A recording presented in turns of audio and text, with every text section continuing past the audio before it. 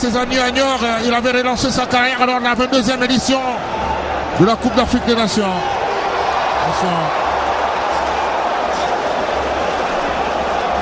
C'était... Ouais, sur ce centre, on voit le gars qui se loupe, mais je pense que Rogi Meye aurait dû aller quand même au contact. Il doit anticiper sur le geste du défenseur. Il doit être à la chute du ballon. C'est dans la petite surface. C'est inévitablement Rogi Meye qui est passé à côté du match. Complètement à côté.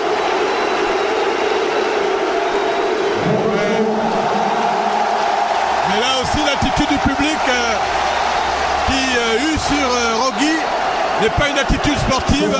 On peut comprendre. C'est ça le football, à mon avis. C'est ça le football. C'est plus Daniel Cousin qu'on acclame, à mon avis. C'est plus Daniel Cousin qui a acclamé. Oui, tout le monde attendait Daniel Cousin, mais il faut comprendre qu'il vient de reprendre. Il n'a pas encore atteint sa plénitude physique. Donc je comprends le choix de l'entraîneur de le faire entrer pour les 30 dernières minutes. À mon avis, c'est judicieux. Ça va lui permettre de pouvoir se donner à fond. Et compte tenu de sa qualité, je pense qu'il peut être très important sur la fin de ce match. Voilà, on répare Mononga pour le sort. Daniel Cousin de la tête déviation. Alors pour le premier ballon. Son premier contact avec le ballon, c'est important. Il a tenté cette tête qui a effleuré son crâne. Ce n'est pas mauvais, ça peut le mettre en confiance. Sur ce centre de Mononga, on voit Daniel Cousin dans son exercice favori, le jeu de tête. Et je pense que le ballon est venu en virgule, ce qui a fait qu'il l'a repris un peu mal et il était trop pris par un défenseur aussi grand que lui par la taille. Ouais, les Brésiliens savent qu'il est dangereux.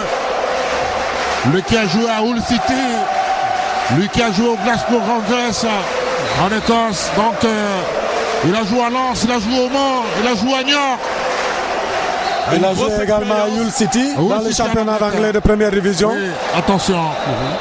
On sait que c'est un atout offensif certain, avec beaucoup d'expérience sur cette équipe gabonaise. On revient avec la Seleção. Sur le côté, attention, on prolonge. Bruno Ecolé qui va tenter de sauver le corner. Non, c'est corner. C'est corner pour le Brésil. Impérial vraiment Ecolé Manga depuis le début du match. Ah oui. Impérial. Comme à son habitude. Ouais. Toujours calme, serein, très, très intelligent tactiquement. Regardez que Daniel également a replié complètement. Pour son âge, on sent la motivation, on sent qu'il veut jouer cette canne. Le corner est parti. La déviation de la tête.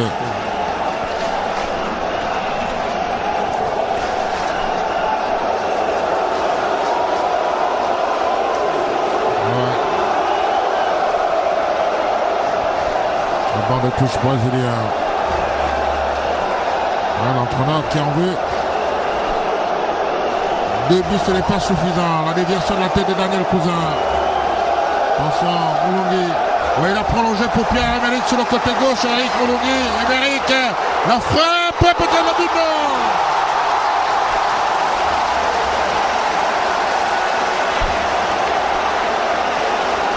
C'était une frappe. Ouais, une très belle passe de Moulungi. Pierre-Emerick qui se remet sur son beau pied et qui fait tourner le ballon. Il vise le côté opposé. Très belle frappe en vrillé. Je pense que cadrer le gardien n'aurait pu rien faire.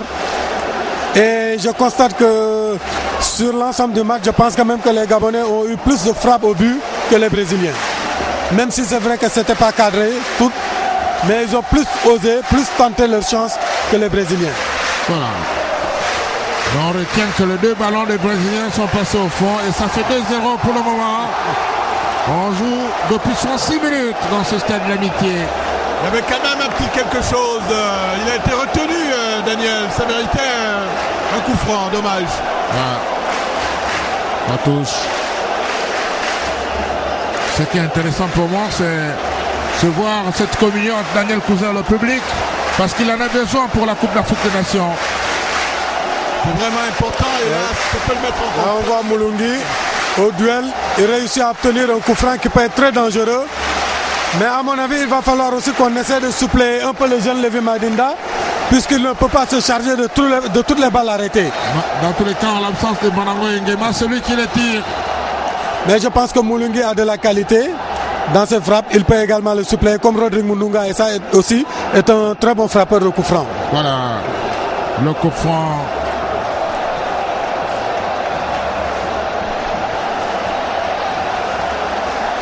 Ouais. L'arbitre sud-africain qui essaye de mettre de l'ordre. Ils ont le même look, regardez les crânes.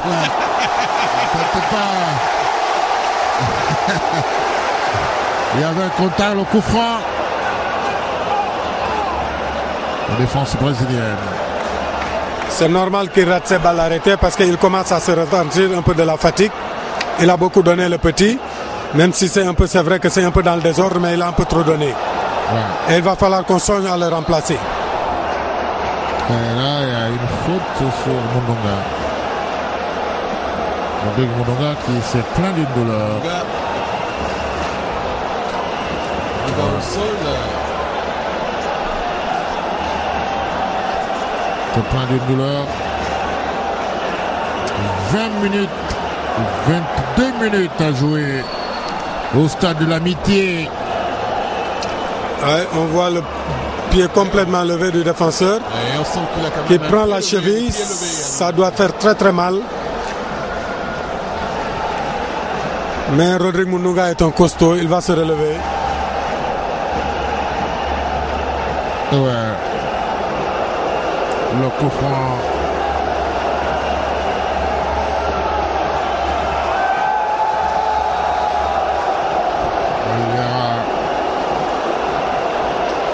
Ce qui est intéressant, c'est que Daniel Cousin est très surveillé par la défense brésilienne. Non, il va falloir qu'on essaie quand même de trouver un autre frappeur de coup franc parce que le petit accuse la fatigue.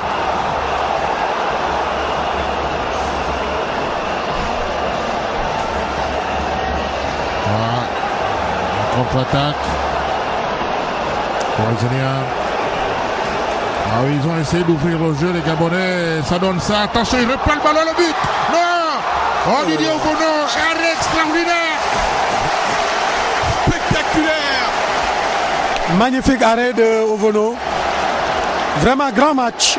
Grand match de Ovono. Ah, il a toujours été souverain. Oui, vraiment. Et il a raison de dire à ses dirigeants au Mans qu'après la Coupe d'Afrique, il va reprendre sa place.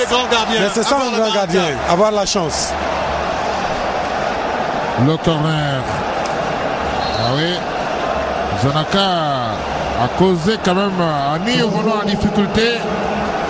Le milieu de terrain de Benfica, qui a 23 ans, il joue au Portugal. Un autre changement. C'est Kleber qui va prendre la place de Givanildo. Entrée de Kleber, un grand buteur qui joue au Portugal, je crois à Porto. On sait que cette équipe brésilienne est composée en partie des joueurs évolués en Europe. Ouais, il a 21 ans seulement, Kleber. Ah oui, plus que ceux qui jouent au Brésil, le championnat ne s'arrête pas pendant les dates FIFA à croire que le Brésil était un pays en dehors de la FIFA. Voilà, Daniel Cousin, il va chercher le soutien sûrement. Que va-t-il faire? Il besoin de soutien. Ouais.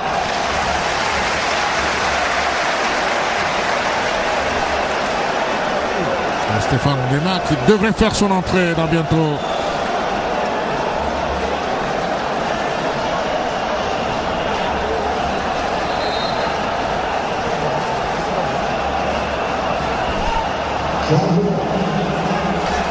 Voilà, Silva William, le milieu de terrain du Shakhtar.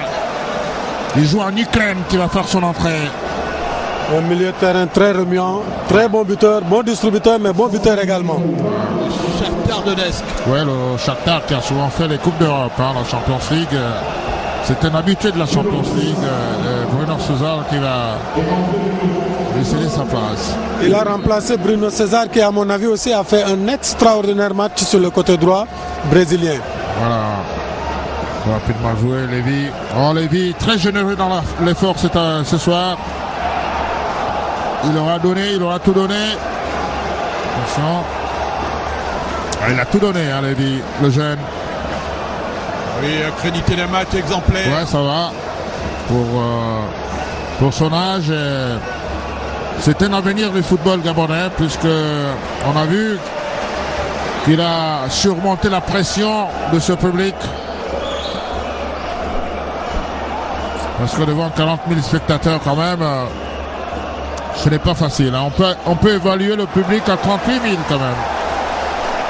Boulongui qui a changé de côté. Ouais, il décroche avec Paloun. Il y a Pierre-Emerick. Il n'a pas de solution, Paloun. Oui, il n'a pas de solution parce qu'il n'y a pas de mobilité autour de lui. Tout le monde reste figé. Ouais.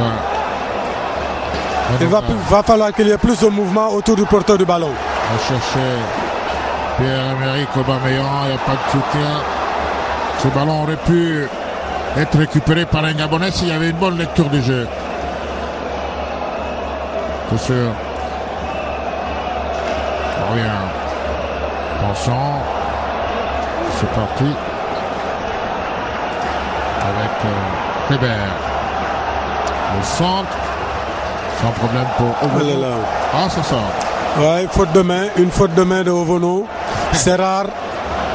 Ouais, sur cette frappe. Attention, Stéphane Nguema qui va faire son entrée. Stéphane Nguema qui va prendre la place d'Eric Moulongui.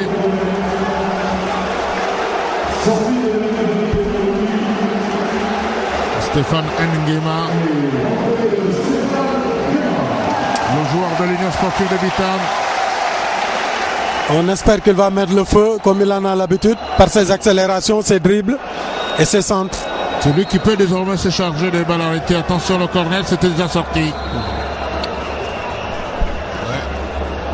Il va s'occuper des balles arrêtées pour... Ouais, il va suppléer le jeune Lévy Madinda, qui à mon avis, avec le coup de la fatigue, a commencé à mal frapper les balles arrêtées, notamment sur la fin de cette deuxième mi-temps, le milieu de cette deuxième mi-temps. À mon avis, il va falloir que Stéphane Nguema maintenant mette le feu et qu'il donne de bons centres à Daniel Cousin, notamment des balles aériennes, parce que Cousin peut soutenir la rivalité avec le défenseur central Luisao et capitaine du Brésil. Attention, c'est parti. Le Brésilien qui récupère, qui essaie d'attirer l'adversaire. Bonjour.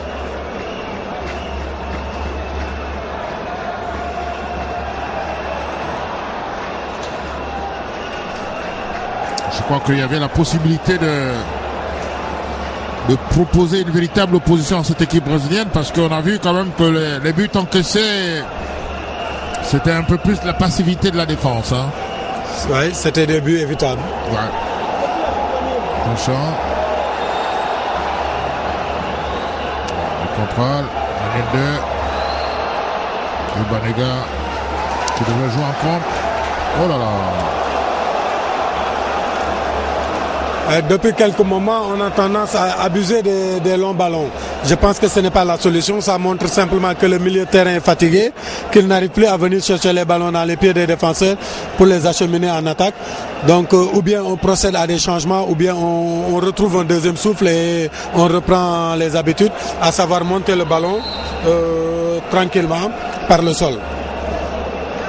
Et depuis cette deuxième mi-temps, on va dire que la possession de balle est brésilienne. Oui, en deuxième mi-temps, forcément. C'est nettement brésilien.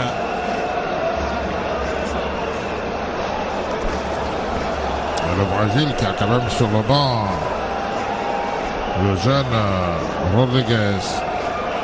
Eduardo. Attention. Et voilà. Sans doute le dernier changement de cette équipe brésilienne.